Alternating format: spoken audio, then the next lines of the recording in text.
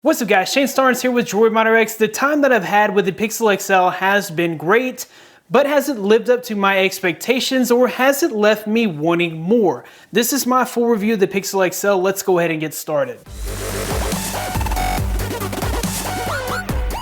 First up, we'll talk about the design. The design is very familiar, yet also unique in its own way. The overall design language on this phone is pretty generic. In fact, when you take it out in the wild, it's likely to be mistaken for an iPhone. The back of the device is where you'll find a little bit of uniqueness with a matte metal finish on the bottom and a plastic or glass finish on the top. And I'm not really sure if it was plastic or glass because it just scratched really easily. In fact, the back of this phone is so scratch prone that I would recommend instantly putting on a slick wraps as soon as you get it. Not only will slick wraps protect the back of your device, it's also going to add a little bit of slip protection. And while it's protecting your device, it's going to add a little bit of flair. They have a wood series, natural series, villain series, and even a hero series. There's actually something there for everybody. I'll be sure to include a link in the description of where you can pick up a slick wraps for yourself. Moving right along, we'll do a quick tour of the device. On the back of the device, you do have one of the most accurate fingerprint scanners on the market. You also have a 12.3 megapixel f2.0 aperture camera. On the right hand side of the device, you have a perfectly placed power button. The power button is exactly where my thumb rests on the phone,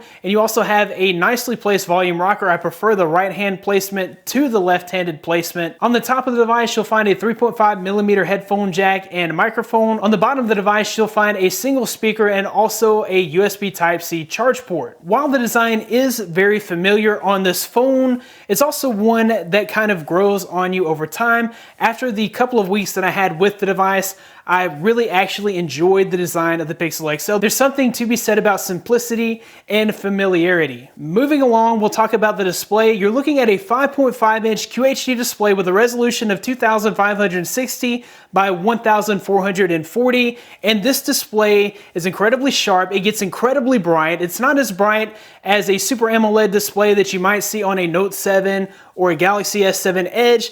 However, it is bright enough. Where you will really notice the difference on an AMOLED display like this is when you take it outdoors. When you are in direct sunlight, you can actually see everything on the screen at 50% or 30% brightness, which can be a game changer in battery life. Colors are vivid without being oversaturated. Overall, I have to say this is one of the best displays that I've seen on an Android device. Moving along, we'll talk about performance, and the Pixel XL is a performance powerhouse. It features a Qualcomm Snapdragon 821 processor, 4 gigabytes of RAM, and as close to stock as you can get Android. Moving from screen to screen and opening apps and closing apps and all multitasking was very buttery smooth. No matter what application or game that I threw at the device, there was simply no slowing this phone down. I wasn't able to make it stutter or lag no matter what kind of torture test that I put it through. This phone did very well in benchmarking. It was able to get in the 2000s for single core processing and in the 5000s for multi-core processing in Geekbench 3. And overall, I have to say this is one of the fastest Android phones on the market, if not the fastest. Next up, we'll talk about hardware and features. The Pixel XL comes with both a 32 gigabyte variant and a 128 gigabyte variant. I would have loved to have seen a 64 gigabyte variant, especially at the price point. That being said, you'll easily be able to get by on 32 gigabytes because Google is allowing you to store unlimited photos and videos to Google Photos. Now that's full quality video, so you can save as many 4K videos as you like to Google Photos and as many full res photos as you like, which means that you can easily clear those from your device's storage. The fingerprint scanner on the Pixel XL is one of the most accurate and one of the fastest that I've ever used. Setup is a breeze. You only have to tap it 6 times to lock in your fingerprint. And as far as accuracy is concerned, for the full 2 weeks that I used it, it never missed a fingerprint scan. I also like the included functionality of these swipe gestures. You can swipe down to reveal your notification panel and swipe up to dismiss it, all without having to touch the display of your device. The Pixel XL does feature fast charging, but it does not feature any type of wireless charging, which is a bit of a disappointment. It also does not include waterproofing. Here we have an IP53 rating, which means that you can only spray a mist on the phone It's not going to survive being submerged in water, and it likely won't even survive being in a downpour of rain. Battery life on the Pixel XL has been simply amazing. It features a 3,425 milliamp hour battery, which was good enough for 15 to 24 hours of battery life and 4 to 6 hours of screen on time in my testing. So for me, when it comes to battery life, I need a phone that's gonna get me through the entire day with some battery left when I finish. So if I wake up at 6 a.m., I need there to be battery life left over at 12 a.m. or 1 a.m. when I go to sleep, and the Pixel XL gets this job done. The camera on the Pixel XL has its ups and downs. It's a 12.3 megapixel shooter with f2.0 aperture and no optical image stabilization.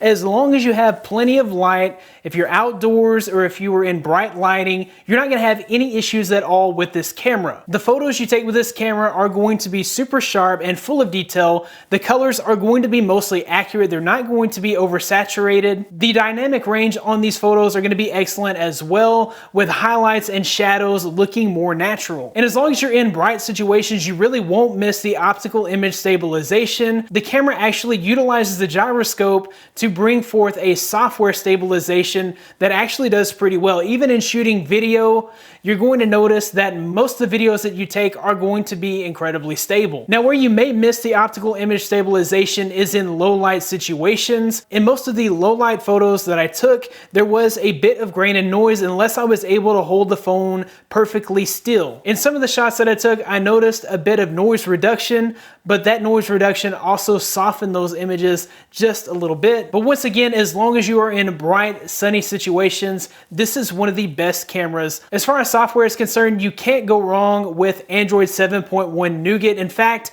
this is one of the best features of the phone. If you're buying a Pixel XL, the reason you should be buying it is not for the hardware, it's not for the features. You should be buying it for the software. Google's Assistant is unmatched. The stability, speed, and performance of the software is unmatched. I actually enjoy the Pixel XL launcher, and overall, I have to say that the software is the selling point of the Pixel XL. In conclusion, the Pixel XL is one of the best phones on the market. It is easily competitive to the Note 7 and Galaxy S7 Edge.